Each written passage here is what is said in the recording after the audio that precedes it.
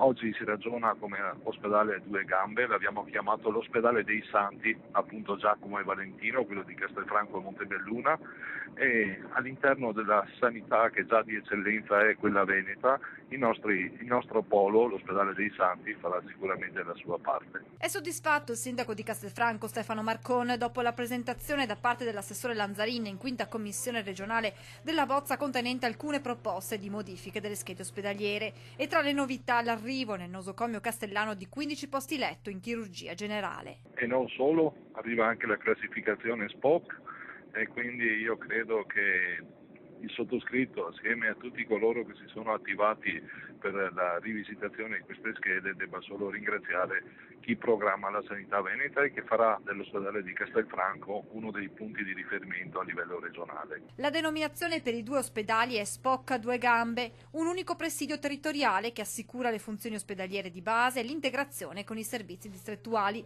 Tutto questo, spiega Marcon, in un'ottica di eccellenza veneta insieme alla futura cittadella della salute di Treviso. Saremmo ben posizionati all'interno della marca trevisana, appunto con i due poli, di cui uno specializzato per la patologia oncologica e l'altro assieme comunque a Castelfranco Veneto a disposizione del territorio.